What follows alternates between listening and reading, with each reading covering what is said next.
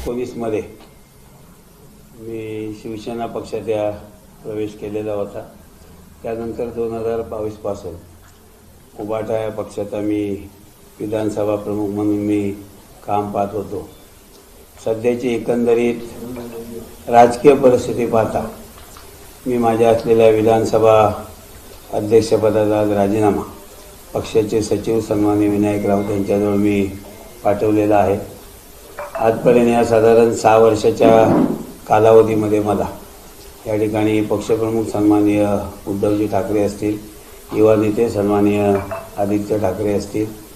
त्यानंतर या ठिकाणी असलेले माजी खासदार सन्माननीय विनायक राऊत असतील आणि विशेषतः माजी आमदार सन्माननीय वैभवजी नाईक, या ठिकाणी सन्माननीय संदेश पारकर, सुशांत नाईक आणि सिंधुदुर्ग जिल्ह्यातील शिवसेनेचे उबाटाचे सर्व पदाधिकारी यांनी मला 6 वर्षामध्ये जे सर्व सहकार्य केलेलं आहे, या 6 वर्षामध्ये मला जो काही या ठिकाणी त्यांनी काम करण्याची संधी दिलेली आहे त्याबद्दल मी त्यांना मनापासून धन्यवाद देतोय, त्यांचे मी आभार मानतोय। पण आज या जिल्ह्यातील एकंदरीत जी राजकीय परिस्थिती असेल तर मी आज जिल्हा बँकेमध्ये बरीच वर्ष संचालक आणि चेअरमन म्हणून काम करत असतेवेळी, जिल्हा परिषद अध्यक्ष म्हणून काम करत असतेवेळी विशेषतः सहकार क्षेत्रातील आणि शेतकरी वर्गातील विशेषतः विम्याच्या संदर्भात असेल, शेती नुकसानीबद्दल असेल, वेगवेगळ्या संदर्भात जे लोक माझ्याजवळ या ठिकाणी वेगवेगळ्या कामाला येत आहेत त्यांना मी ह्या वर्ष, 1.5 वर्षामध्ये 2 वर्षामध्ये मी त्यांना जो न्याय द्यायला पाहिजे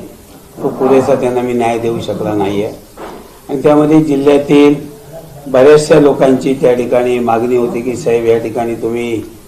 सहकार क्षेत्रात असेल, या ठिकाणी शेतकरी क्षेत्रात शेती विषयक असेल, विम्याच्या संदर्भात असेल,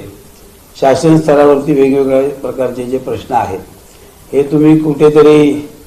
सत्तेच्या प्रवाहात तुम्ही राहिलं पाहिजे तरच हे प्रश्न त्या ठिकाणी सुटतील।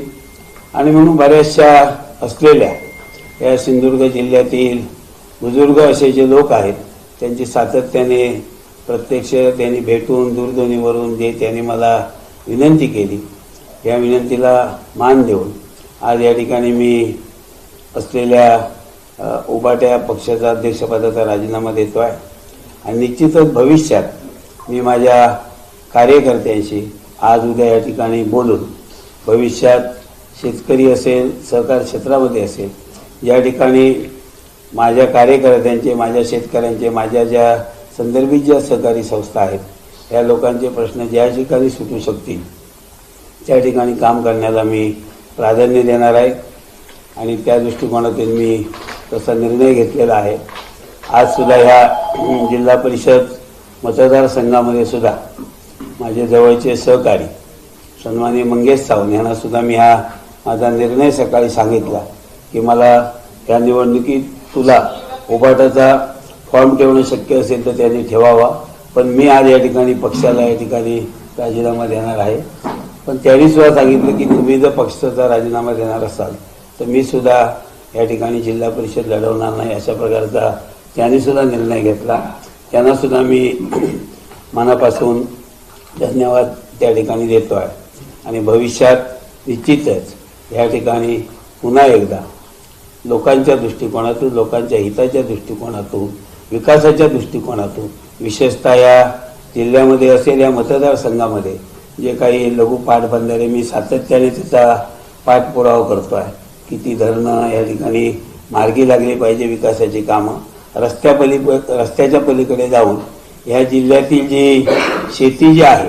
ही दुपीकी होण्याच्या दृष्टिकोनातून ह्या भागातील छोटी धरणं जर झाली तर त्या दृष्टिकोनातून निश्चित त्या ठिकाणी हातभार इथल्या शेतकऱ्यांचं उत्पन्न वाढवण्यासाठी लागेल। या ठिकाणी जिल्ह्यातील जी काही काजूबद्दल आपण हमीभावाबद्दल सातत्याने बोलतो आहे, पण त्याही पलीकडे आज या ठिकाणी काजू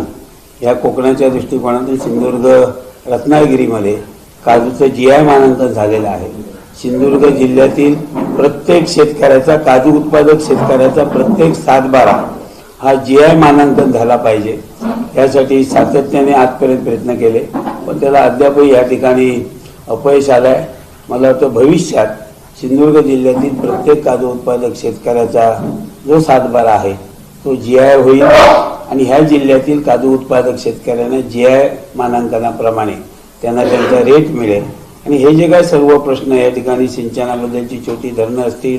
शेतकऱ्यांचं GI मानांकन असेल, काजूला रेट असेल, आंब्याबद्दलचा असेल, इतर शेतीविषयक जे काही प्रश्न आहेत, फळपीक विम्याबद्दलची काही हवामान केंद्रे जी आहेत, हे सर्व प्रश्न मार्गी लावण्यामध्ये आज या ठिकाणी सत्तेमध्ये जे जे लोक आहेत इच्छित त्यांच्याबरोबर जे लोक या ठिकाणी संपर्क करतील त्यांच्याशी संवाद जे साधतील, संवाद साधून निश्चित त्यांच्याबरोबर या ठिकाणी भविष्यामध्ये त्यांच्याबरोबर जाऊन मुख्य सत्तेच्या प्रवाहामध्ये काम करण्याचा निर्णय मी कार्यकर्त्यांशी बोलून येणाऱ्या आज आणि उद्या मी कार्यकर्त्यांशी घेण्याचा निर्णय आज घेतलेला आहे.